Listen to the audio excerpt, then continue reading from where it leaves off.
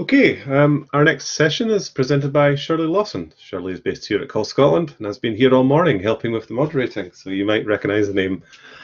And again, just to let everyone know, chat has been disabled, so you won't be able to post any messages or get any replies. If anyone wishes to tweet, then the hashtag is ASLTech20, so that's ASLTECH20. So over to you, Shirley.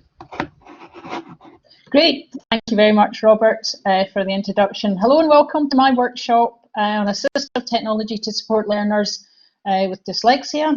I hope you've had a good morning so far at the different workshops. This is really going to be a whirlwind 15-minute session. I'm going to be demoing on my Windows laptop some inbuilt features and some free assistive tools that can really support somebody with reading and writing difficulties, to help them work more independently, to have the confidence to be able to do that, and also eventually to raise attainment. So as it's going to be a very quick whirlwind session, don't worry about taking notes. I'll be sending follow-up information, and as well as this session being recorded, you can watch it at a later time. Let's put it all in context. Everyone's at home. All lessons are being delivered online. So the teacher has set a task for the class to do and posted it on Microsoft Teams. So thinking of a 10-year-old boy, I'm going to call him David, he's at home and he opens up this Word document. So just click through to the Word document that has been sent to him by his teacher, as I say, posted on Microsoft Teams, and he has now received this and he is going to be having a look at it.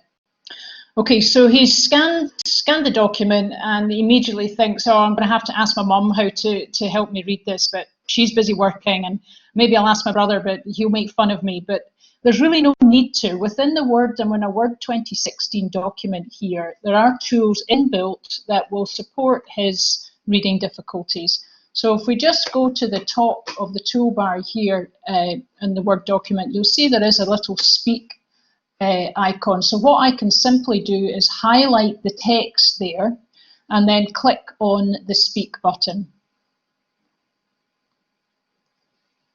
For a topic on the Romans, search the internet and find out some facts about them.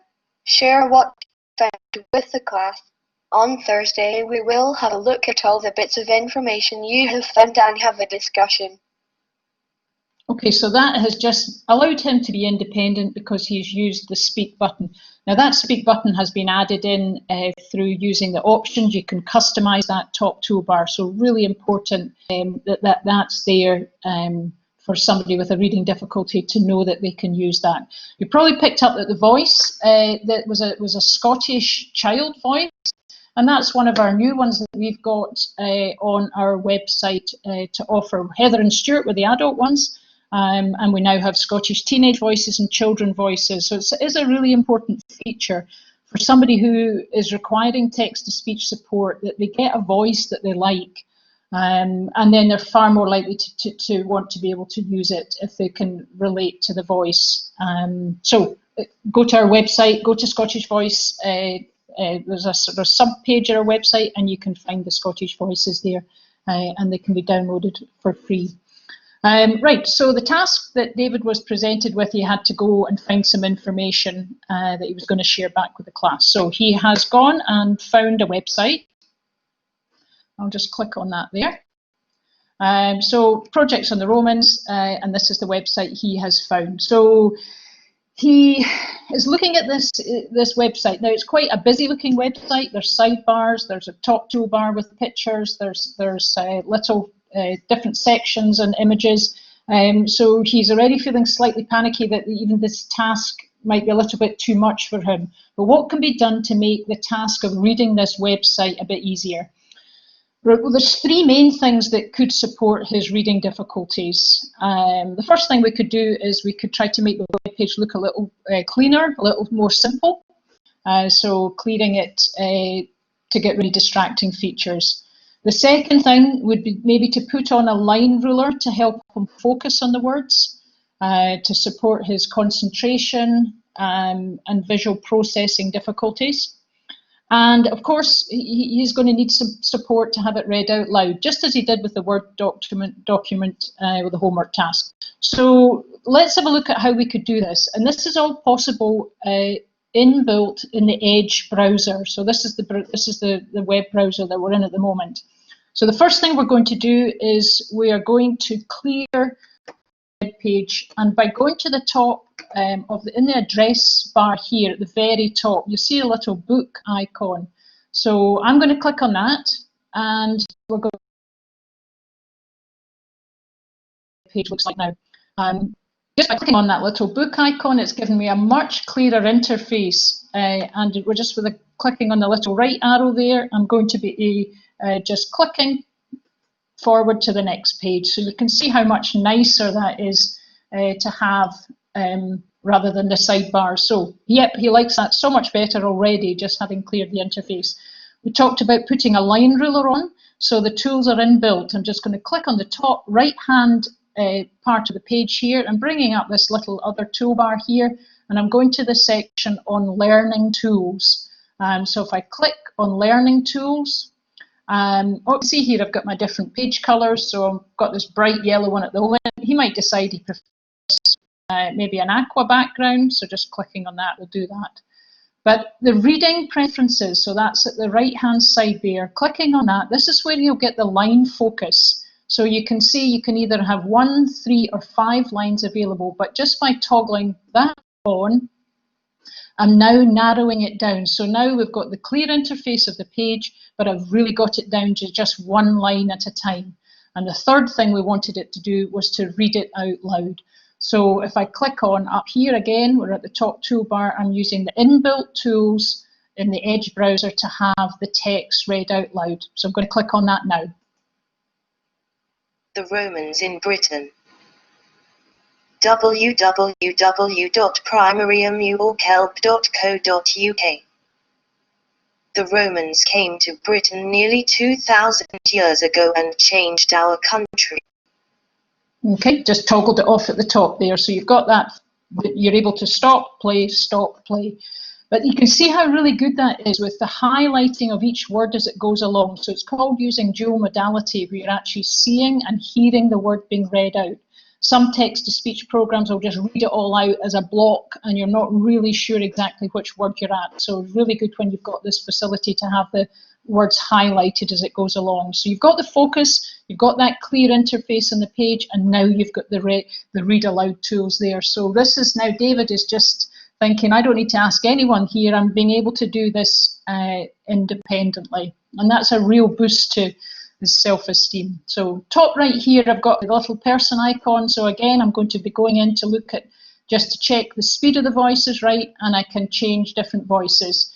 Currently, we can't have use the Scottish voices in this, but there are some other options in there. So making sure that they know that they can change the voices there if they want. Right, so just going to switch off the learning tools there, and we're going to just look at one other feature that's going to support him with his homework task. So you can see at the top here, you've got this sort of pen with the squiggly line. So if I was to click on that, I'm going to now annotate this page. So I can click on the pen tool, let's choose the red, and I can now decide, well, whatever words I'm going to highlight, I can just circle them here. I've also got highlighter tools, so I can choose a color on there. Let's go for yellow, and I'm just going to be able to highlight some text, whatever I want to do, highlight the text. So now you're thinking, well, you want to take this information from the web page and put it into another document. So I'm just going to go to the little sort of dotted box with the scissors. I'm going to click on that. I'm going to now take a section of the web page. It automatically copies.